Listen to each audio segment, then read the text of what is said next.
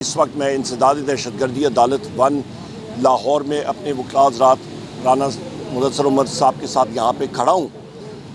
سب سے پہلی چیز میں بتانا چاہتا ہوں کہ میں نے اپنے وکلاء رفقا کار کو رانا صاحب کو ریکویسٹ کی ہے کہ ہمارے کوٹ لکھپت میں مخدوم شاہ محمود قریشی صاحب، ڈاکٹر یاسمین راشد صاحبہ ہیں، عمر چیمہ صاحب ہیں، میاں محمود الرشید صاحب ہیں، سینیٹر اعجاز چودھری صاحب ہیں اور ہمارے بہت سارے رفقا کار سیاسی قیدی وہاں پہ اس وقت پابند سلاسل ہیں، اور ان سے میں نے پہلے کوشش کی ہے یہیں پہ کہیں پہ ملاقات کرنے کی، ہو نہیں سکی، تو بحیثیت ایک سیاسی ورکر میں اپنے رفقا کار سے ملنا چاہتا ہوں اور بذریعہ اپنے وکیل رانا صاحب کے یہاں پہ پٹیشن دائر ہو کہ میری وہاں پہ اپنے رفقا کاروں سے، جن کے ابھی میں نے نام لیے، ان ساروں سے بہت جلد از جلد میری ملاقات بذریعہ عدالت ہونی چاہیے۔ دوسری اہم بات، اس وقت آپ یہ چیز دیکھیں، بلوچستان میں جو یہ ٹرین حادثہ ہوا، بحیثیت قومی اسمبلی میں opposition leader floor of the house پہ تلاوت کے فوراً بعد میں نے فلور پہ کھڑے ہو کے پوائنٹ آف آرڈر پہ، اس وقت پریزائڈنگ چیئرمین قادر پٹیل صاحب تھے پیپلز پارٹی کے، اور ان کو میں نے ریکویسٹ کی کہ آپ ہاؤس بزنس سسپینڈ کریں اور فی الفور آپ پالیسی سٹیٹمنٹ حکومت سے لیں اور ہم لوگ بلوچستان کے اوپر بات چیت شروع کریں اور ڈسکشن ہو۔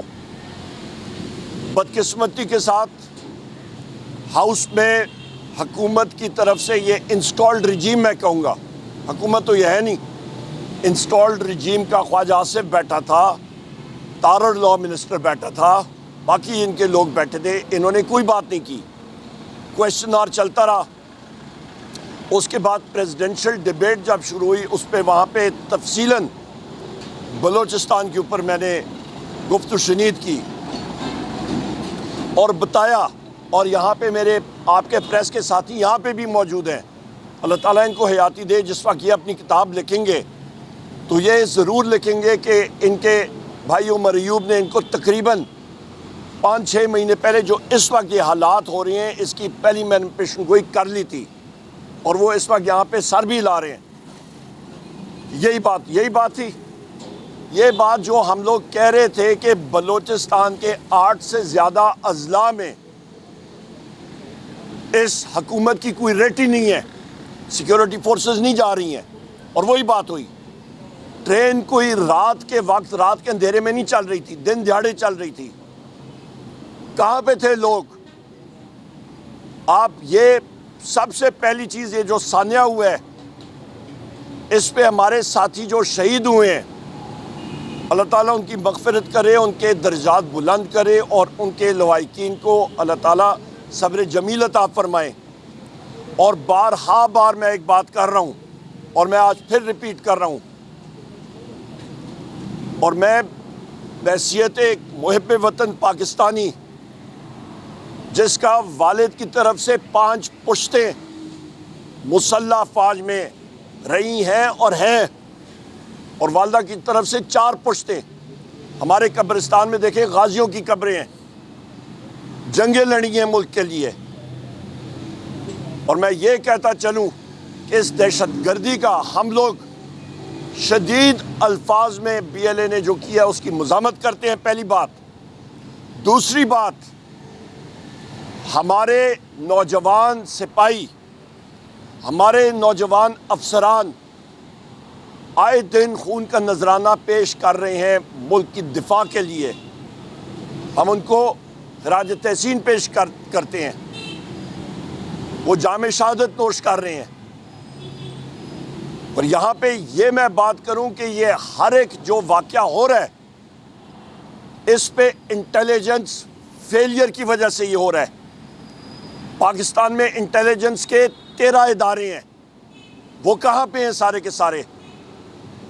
وہ ستو پی کے سوئے ہوئے ہیں کیا، یا پھر وہ سیاسی لوگوں کے پیچھے لگے ہوئے ہیں؟ یہ کویشچن میں یہاں پہ بھی کر رہا ہوں، یہ سوال میں قومی اسمبلی میں نے کیا ہے، میڈیا کے ہر جگہ پہ کیا ہے۔ میرے جو بچے ہیں فوج میں، مسلح افواج میں، سپاہیوں اور افسرانوں جنہوں نے جام شہادت نوش کی ہے، ان کا خون دہشت گردوں کے ہاتھوں پہ ہے، ان کو کیفر کردار تک پہنچانا چاہیے۔ میں نے قومی اسمبلی میں یہ بھی بات کہی کہ چاہے حمود الرحمان کمیشن ہو، چاہے آپ کا اوجڑی کیمپ کمیشن رپورٹ ہو، آپ کا 26 مئی کی کمیشن رپورٹس، یہ 2 کمیشن رپورٹس بننی چاہیے، 26 نومبر کی اور 9 مئی کی۔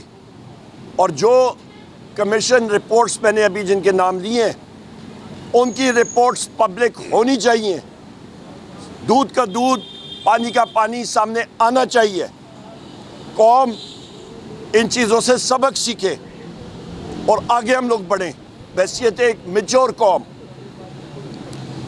آگے جاتے ہوئے ملک کے لیے ایک چیز کی اشد ضرورت ہے، بلوچستان ہو، خیبر پختونخوا کے بارڈر علاقے ہوں۔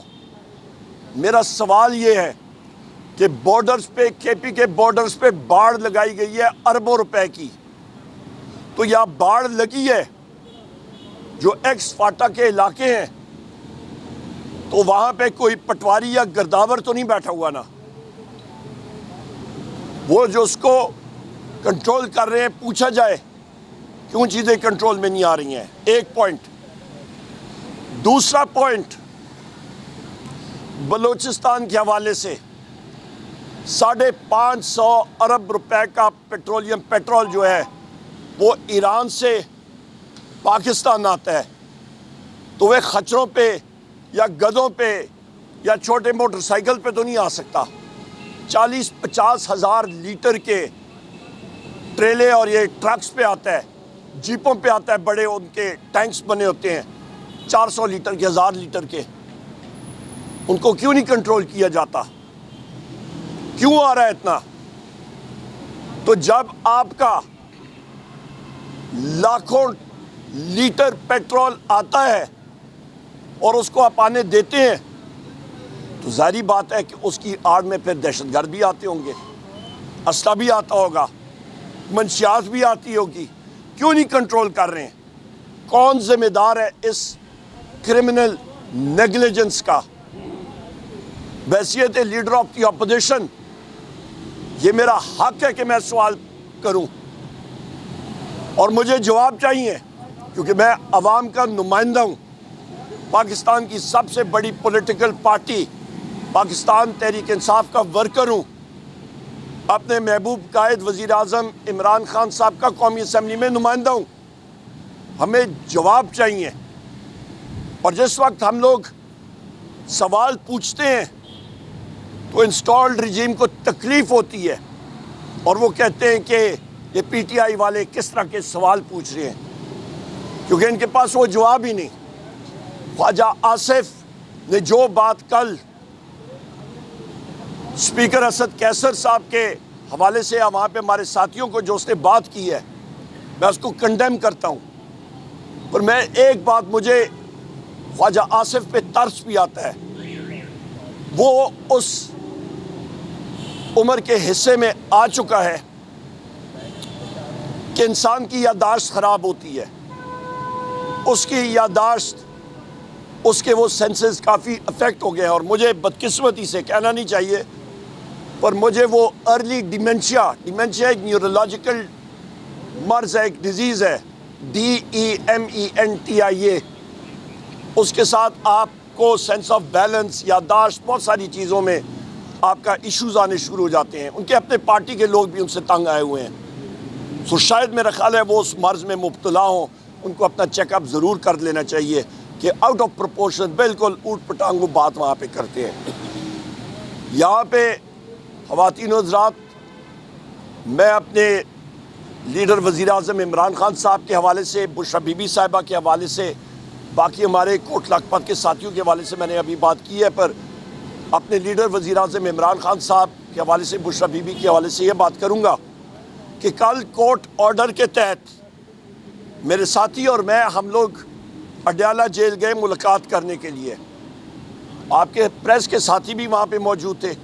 1.5 گھنٹہ ہم نے انتظار کیا، پر اڈیالہ جیل کے سپرنٹینڈنٹ نے معذرت کی، اس نے کہا میں نہیں کرا سکتا، حالانکہ اس نے خود کورٹ کے سامنے عدالت کے سامنے یقین دہانی کرائی تھی وہ توہین عدالت کمٹ کر رہا تھا اور وہ بار بار یہی بات آ رہی تھی کہ جی اڈیالہ میں جو بیٹھا ہے اس کے احکامات ہیں تو وہ ہمیں نہیں کرا سکتا. اور بھائی اس کا کام کیا ہے اڈیالہ کے افیئرز میں مداخلت کرنے کا؟ تو یہ حقائق آپ سامنے رکھیں. وزیر اعظم عمران خان صاحب صرف اور صرف اس لیے جیل میں بیٹھے ہیں کیونکہ وہ نہ ڈیل چاہتے ہیں نہ ڈھیل چاہتے ہیں. وہ ایک بہادر شخص ہے. بشرا بی بی ایک بہادر خاتون ہے اور انہوں نے اپنے اصولوں پہ وہ لوگ کھڑے ہیں. ہم لوگ ان کی بہادری کو ان کی جرأت کو سلام پیش کرتے ہیں. اور یہ میں بات کہتا چلوں میری پھر پیشن گوئی ہے کہ انشاءاللہ تعالیٰ وہ دن دور نہیں کہ اسٹیبلشمنٹ کے لوگ خود وزیر اعظم عمران خان صاحب کے پاس جائیں گے اور کہیں گے کہ وزیر اعظم عمران خان صاحب آپ کی گائیڈنس کی ضرورت ہے, ملک کو آپ کی ضرورت ہے, آپ آئیں. الیکشنز پاکستان میں ہوں گے انشاءاللہ تعالی. اور یہاں پہ یہ بھی میں بات کر رہا ہوں کہ اس وقت جو الیکشن کمشنر بیٹھا ہوا ہے, چیف الیکشن کمشنر, وہ غیر آئینی غیر قانونی طور پہ بیٹھا ہوا ہے. اس کی مدت ملازمت ختم ہو چکی ہے. اسپیکر کو میں نے بھی اور چیئرمین سینٹ کو شبلی فراز صاحب نے 15 جنوری کو خط لکھے تھے کہ ان کو چینج کرائیں. ہمارے نام تیار ہیں. اسپیکر نے فلور آف دا ہاؤس پہ ایشورنس دی تھی اور 2 دن پہلے بھی. ابھی تک وہ خط میرے پاس آیا نہیں ہے اسپیکر کی طرف سے کہ ہم لوگ پارلیمنٹری کمیٹی بنائیں. اور میں نے فلور آف دا ہاؤس یہ بات کہی تھی کہ شاید اسپیکر احمد صادق نے وہ خط قطری خط کی طرح اسی ایڈریس پہ شاید بھیج دیا ہو, گم ہو گیا ہوگا. پر ہم لوگ پھر اس کو لکھیں گے اور اپنے نام ہمارے تیار ہیں دینے کے لیے. سب سے پہلی بات یہ ہے کہ خواجہ آصف کے بارے میں نے کہہ دی ہے. وہ اس عمر کے حصے میں ہے بیچارہ. اس کو میں نے بتا دیا کہ میں ڈاکٹر نہیں ہوں پر انسان دیکھتا ہوتا ہے نیورولوجیکل ایشوز سے آنے شروع ہو گئے تو ڈیمنشیا کے وہ سٹیجز جو ہوتے ہیں وہ ہوتے ہیں تو وہ سینسز میں نہیں رہتا بیچارہ. نمبر 1. اور نمبر 2, وزیر اعظم عمران خان صاحب کے حوالے سے یا اس نے بات کی ہے فلور آف دا ہاؤس. سب سے پہلے اس کا ٹویٹ دیکھ لیں, اس کی ڈیناؤنسیشن وہ ہم نے کی ہے. میں نے بحیثیت اپوزیشن لیڈر کی ہے, پاکستان تحریک انصاف کے سوشل میڈیا نے کی ہے. نمبر 1. نمبر 2, جس وقت جے آئی ٹی نے کل مجھے بلایا تھا وہاں پہ آئی جی کے سربراہی میں وہ جے آئی ٹی بنی تھی, اس سے میں نے پوچھا آئی جی کو, تو میں نے پوچھا اسلام آباد کے کہ تم تو یہاں پہ جے آئی ٹی سے سائٹ پہ ہٹو نا, تمہارے خلاف تو میں نے پرچہ دیا ہوا ہے ہری پور میں کہ میرے 4 ملازمین کو تم نے اغوا کیا تھا 26 نومبر کو اور میری 2 گاڑیاں تم نے چرائی تھی. ایک اور دوسرا آرٹیکل 7 پڑھ کے میں نے ان کو سنایا اور میں نے کہا آپ لوگ یہاں پہ اسٹیٹ کے اوزار بیٹھے ہیں, ریاست کے اوزار ہیں. ریاست میں ہوں بحیثیت لیڈر آف دی اپوزیشن اور ایم این اے, آپ مجھے بلا ہی نہیں سکتے ہیں. نمبر 1. نمبر 2, آپ نے بات کی علیمہ صاحبہ کے حوالے سے. علیمہ صاحبہ نے وکلاء کے حوالے سے ایسی کوئی بات نہیں کی ہے کہ برہمی کا اظہار کریں. یہ بھی ان کے وکیل ہیں یہاں پہ, رانا صاحب ان کو ریپرزینٹ کرتے ہیں, تو لہٰذا ایک چیز کو ٹویسٹ نہیں دینا چاہیے. بہت اہم سوال ہے اور اس کا میں ہر بار یہی میری ڈیمانڈ ہوتی ہے کہ کمیشن رپورٹس بننی چاہیے. ایک فورن فورس جو ہے وہ ہمارے ایئر سپیس کو چیرتی ہوئی ایبٹ آباد میں لینڈ کرتی ہے, آپریشن کرتی ہے اور چلی جاتی ہے. ہمیں پتہ تو چلے نا. اور وہاں پہ جو ان کا ٹارگٹ تھا اسامہ بن لادن جو تھے وہ وہاں پہ پاکستان میں اتنی دیر کر کیا رہے تھے. پھر میں نے یہ بھی پوچھا ہے کہ ریمنڈ ڈیوس ہو گیا, آپ کا ایمل کانسی تھا, آپ کا ابھی جو جس شخص کو انہوں نے پکڑا کیا نام ہے شریف اللہ, وہ پاکستان میں یہ کیسے یہاں سے گئے؟ شریف اللہ یہاں پہ آیا کیسے؟ کتنی دیر سے یہاں پہ تھا؟ سو لہٰذا یہ ساری کی ساری چیزیں پبلک ہونی چاہیے. ہمیں پتہ ہونا چاہیے, ہم لوگ اپنی غلطیوں سے سیکھیں. ہمیں پتہ ہونا چاہیے جب تک رول آف لا نہیں ہوگا, جب تک ہماری یہ عدالتیں مضبوط نہیں ہوں گی, جب تک جج صاحبان یہاں پہ اپنی ریڑھ کی ہڈی کو مضبوط نہیں کریں گے اور اپنی ریٹ قائم نہیں کریں گے, ملک میں رول آف لا نہیں ہوگا, ملک بدقسمتی سے ترقی نہیں کرے گا. مہنگائی دیکھیں آپ کی عروج پہ, ڈائریکٹ فارن انویسٹمنٹ 0 بٹا صرف 0, وہ اژدھا SIFC کا بنا دیا ہے، کخ اس نے اس کی پروگرس نہیں ہے۔ آپ اس وقت میرے ساتھ چلے جائیں، حکومت والے کہتے ہیں جی مہنگائی ختم ہو گئی ہے، چلے جاتے ہیں آپ اپنے ساتھیوں سے پوچھ لیں، آپ اپنا بتا دیں اس ماہ رمضان میں کچن کا بجٹ ایکسپینس پورا نہیں ہوتا، بجلی کے بل عروج پہ، گیس کے بل عروج پہ، یہ حالات ہیں تو کہاں پہ ملک کا آوا بگڑا ہوا ہے۔ سندھ کا میں نے ڈیمانڈ کی ہوئی ہے کہ سندھ کا پانی چولستان جو صحرا ہے وہاں پہ یہ ڈائیورٹ کرنا چاہ رہے ہیں۔ نہ کونسل آف کامن انٹرسٹ کا اجلاس آیا، نہ NFC کے اجلاس آیا، ملک کی اکائیاں جو ہیں وہ ساری کی ساری در بدر جا رہی ہیں اور کسی کو کوئی پرواہ نہیں ہے۔ KP میں ہمارا 1100 ارب روپے دینا ہے وفاق نے، وہ دے نہیں رہے۔ بلوچستان آپ کے سامنے، پنجاب جو ہے یہاں پہ جو کچے کے ڈاکو ہیں وہ آپ کے پکے کے ڈاکوؤں کو انہوں نے ڈرا کے رکھا ہوا ہے، اور پکے کے ڈاکوؤں میں میں پنجاب پولیس کو کہتا ہوں جو کہ یہ ڈاکٹر عثمان کی سربراہی میں آپریٹ کر رہے ہیں، یہ تو ایک آپ سمجھے کہ پنجاب پولیس اس وقت بدقسمتی سے ایک ٹیررسٹ فورس بن گئی ہے۔